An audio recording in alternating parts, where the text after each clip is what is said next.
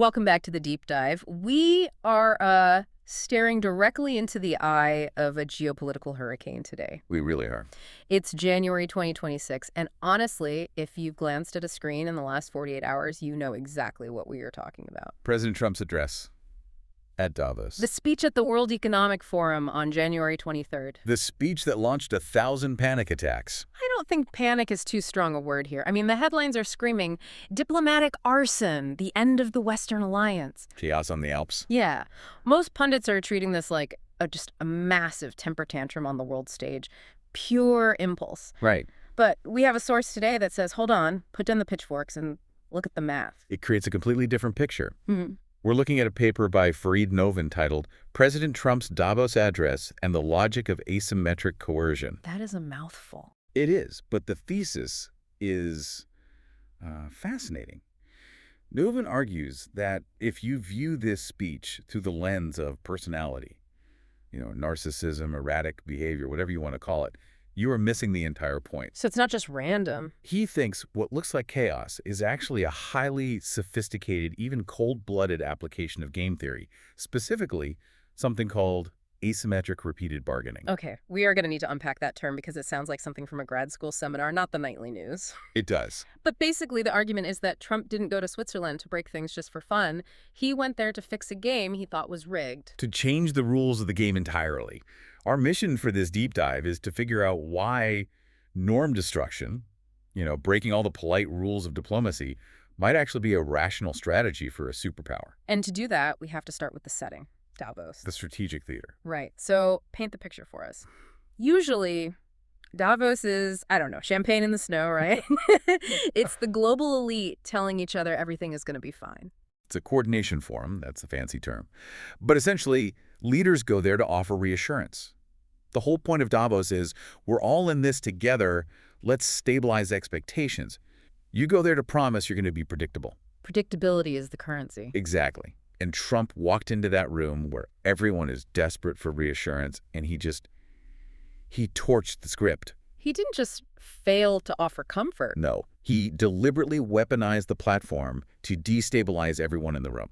Let's get into the specifics, because destabilize feels like an understatement. He dropped a series of bombshells that, frankly, sound insane at face value. Yeah. First, he doubled down on the absolute necessity of the U.S. acquiring Greenland. Which most people dismissed as a joke the first time around. Right. Then he threatened 200% tariffs on European pharmaceuticals. 200%. He put explicit conditions on NATO participation, basically pay to play or we are out, and gave ultimatums on energy purchases. Now, just pause there. Why do this at Davos? Why not just send a scary memo to the German chancellor privately? That's what I was wondering. If you want to negotiate, why embarrass them in public? Doesn't that just make them dig in their heels? It does, but in game theory, we call this creating audience costs. Audience costs. Think about it like a wedding vow versus a promise you make while you're watching Netflix on the couch. Okay, I'm listening. If I promise you something in private, I can break that promise later, and the cost is just between us. Maybe you're mad, but no one else knows. Right. But if I stand up in front of 200 people and make a public vow, and then I break it, I look like a liar. I lose all my credibility. So by saying it on stage in front of all the cameras and the CEOs, Trump is locking himself in. He's tying his own hands. He's signaling to the Europeans, I have made this threat so public that I cannot retreat without looking weak to my own supporters. So you better believe I'm serious. That's kind of twisted. Yeah. So the fact that he might look stubborn is actually the point. It makes the threat credible because he's burned the bridge back to being reasonable. And credibility is everything in coercion. If they think you're bluffing, they won't fold. Okay, so the theater sets the stage. But Novin argues this is all built on a specific logic modeled by a payoff matrix. Let's try to keep this grounded for everyone. We have two players, the U.S. and the allies. In any game, you look for the equilibrium where things naturally settle. The old setup, the post-1945 world, was mutual cooperation. The U.S. protects the allies, keeps markets open. The allies support the U.S. diplomatically. A win-win. Let's say in Novin's model, both sides get a score of 3. It's a decent outcome for everyone. But Trump looks at that scoreboard and says, we aren't getting a 3, we're getting ripped off. Exactly. Trump argues the old game wasn't mutual cooperation, it was the free rider problem. The U.S. was cooperating, spending trillions on defense, while the allies were free riding. So they were using the money they saved on defense to fund, generous social programs. Right. So in that scenario, the Allies get the maximum benefit. They get the security without the bill. Let's call that a 4. From the U.S. We get the sucker's payoff. We get a 1. We're paying for the whole dinner while they order the lobster. So the goal isn't to get back to that old 3-3 cooperation. It's to flip the entire table. Trump wants a new equilibrium. Asymmetric coercion. In this version, the U.S. coerces and the Allies comply. The U.S. gets everything it wants. Payments, trade concessions. We get a 5. And the Allies? They get a 2. A2. That sounds awful. Why on earth would Germany or France or anyone agree to play a game where they only get a 2? Because the alternative is 0. 0 meaning? The alternative is the U.S. walks away entirely. No security umbrella, no access to the massive American consumer market. For them, that is an existential threat. So a 2 is survival. And this is where the asymmetric part comes in. We can do this to them, but they can't do it to us. The U.S. has superior outside options. That's the key phrase. We have energy independence. We have the world's reserve currency, a massive domestic market. Yeah. If the alliance breaks, it hurts Washington, sure, but it destroys Berlin. Well, can walk away with a limp. They can't walk away at all. And Novin points out that in game theory, that is perfectly rational. If you hold all the cards, why are you playing for a tie? Okay, let's talk about one of those specific cards he played, which I still can't quite get my head around. Greenland. The island.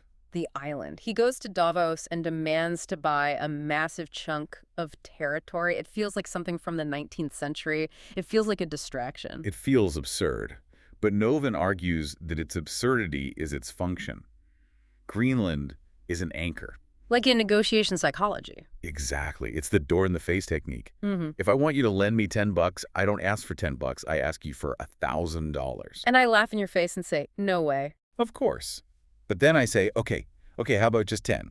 Suddenly $10 seems totally reasonable. It seems like a relief. I anchored your expectation at 1,000, so 10 feels like a win for you. So by putting buying Greenland on the table. By demanding something extreme, like territorial acquisition, all his other demands, like forcing Europe to double defense spending or rewrite trade deals, suddenly look moderate by comparison. The Overton window, the range of acceptable ideas, just gets completely warped. If the choice is sell us a third of your territory or pay more for NATO, you pay for NATO with a smile. You tell your voters, hey, at least I didn't sell Greenland.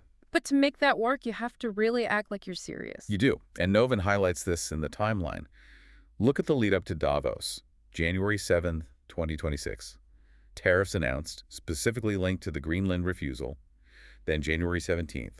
The trade representative set specific rates, 10% rising to 25%. He's moving the machinery of state. He's showing that even his absurd demands have real teeth. Speaking of teeth, let's talk about the stick. The tariffs. Novin's paper focuses on weaponizing tariffs, but it's very specific. It's not steel and aluminum this time. It's pharmaceuticals. Which is a masterclass in what game theorists call the folk theorem. The folk theorem. What does that mean in plain English? It basically deals with repeated games. It says that cooperation is only possible if you have a credible punishment strategy. Okay. If you and I are going to trade over and over, I need to know that if I cheat you, you can hurt me. If I know you can't hurt me, well, I'm probably going to cheat you every time. So the punishment has to be scary enough to keep me honest. And 200% tariffs on European pharma is terrifying. But why pharma? Novin explains this is all about asymmetric dependence. I was reading this part of the source, and the numbers are just wild. European companies, we're talking the giants in Germany, Switzerland, Denmark, they are so dependent on the U.S. market. The U.S. makes up about 45% of the global profit pool for these companies. If they lose access to the American patient, they don't just lose revenue. They collapse. Their R&D stops. But wait, can't they retaliate? Can't they just say, fine, we'll tax your tech companies? They can try. But there's the asymmetry again. U.S. pharma is diversified globally. And our tech companies are dominant in a way European companies just aren't. If Europe blocks U.S. drugs, their own healthcare systems crash. They need our market more than we need their supply. It's a sniper shot. It targets the one industry where Europe has the absolute lowest pain tolerance. Novin calls it a disciplinary device. So you don't actually use it to destroy them, you just use the threat of it to force compliance in other areas. And one of those areas, arguably the biggest prize, is NATO. We've talked about defense spending for years. Every president complains about it, but this feels completely different. It's the shift from unconditional commitment to conditional commitment. For 70 years, Article 5 was sacred. An attack on one is an attack on all. No fine print. And because it was sacred, because it was unconditional, the Allies rationally underinvested. I mean, think about it. If you have a rich uncle who promises to pay your rent no matter what, are you going to work overtime to save for rent? No, I'm going to spend that money on better vacations. Or in Europe's case, on universal health care, free college, early retirement.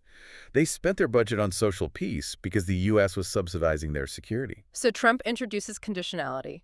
Security depends on payment. And according to the source, the results are just undeniable.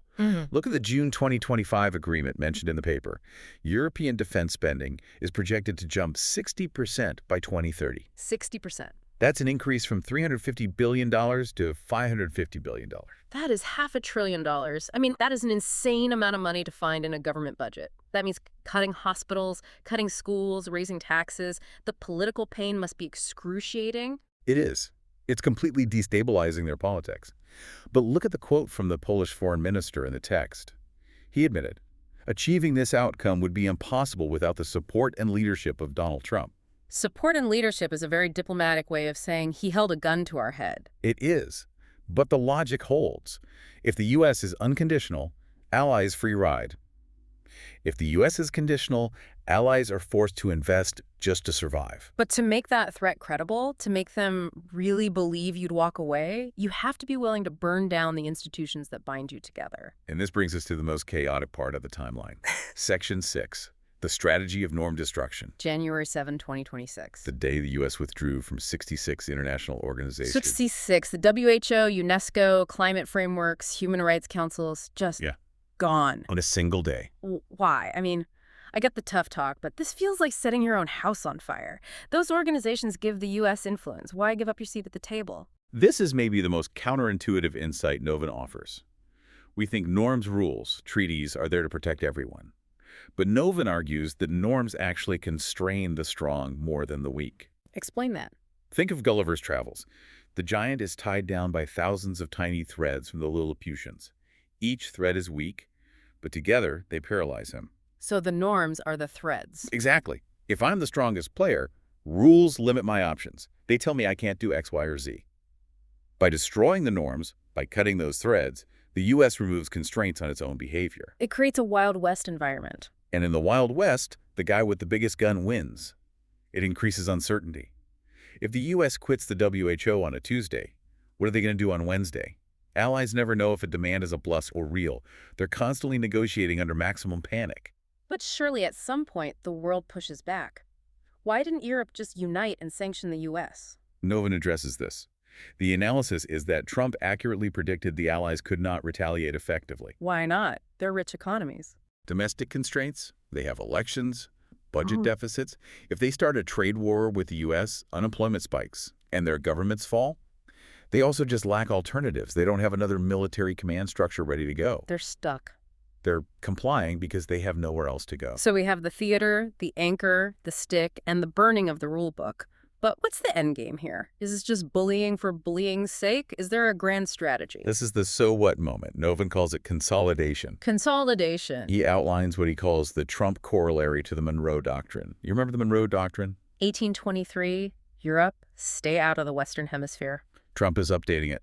The strategy is hemispheric consolidation. Secure the Americas.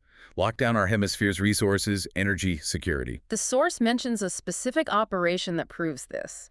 The January 2026 Maduro capture operation in Venezuela. Right. That's the proof of concept. A forceful intervention to solve a regional issue, secure oil reserves, and stop migration drivers at the source. The message is, we are cleaning up our own backyard. And by cleaning up the backyard, we free up resources. Exactly.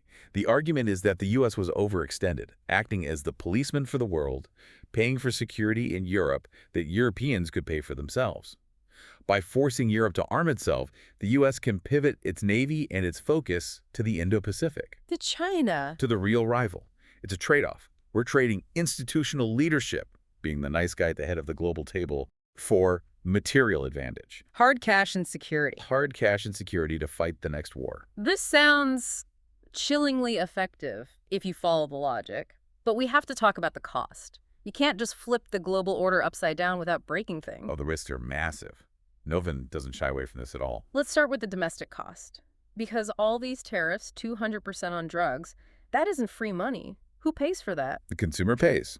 The source estimates this strategy costs the average U.S. household about $1,500 a year due to inflation. Wait, $1,500? That's not a small number for a working family, so we are winning geopolitically, but we're poorer at home. That is the trade-off. You're taxing the consumer to gain leverage over the ally. And then there's the legal risk. The source mentions the Supreme Court ruling. The court is expected to rule in early 2026. Can a president unilaterally withdraw from treaties ratified by the Senate? If the court says no, the whole strategy collapses overnight.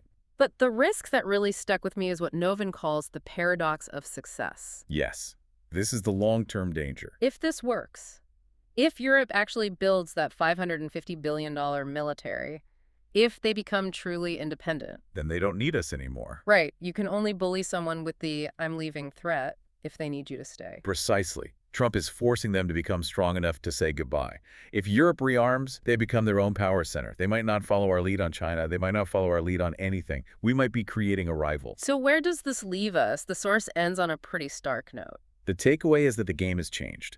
In Trump's first term, the strategy for allies was wait it out. But Novin says that option is gone. The structure itself is being dismantled. It really feels like the end of an era. We grew up in a world where the U.S. was the benevolent policeman. And Novin's analysis suggests that era is dead. The U.S. is acting less like a benevolent policeman and more like a self-interested landlord who just hiked the rent. Here's the thought I want to leave you with. If the liberal international order, that fancy term for the last 80 years, was really just a way for the U.S. to pay for everyone else's stability, has the bill finally come due? And if the U.S. is cashing out, is the rest of the world ready to fend for itself? It's a brave and very expensive new world. Thanks for listening to The Deep Dive. We'll be watching the headlines and the price of imported medicine very closely. See you next time.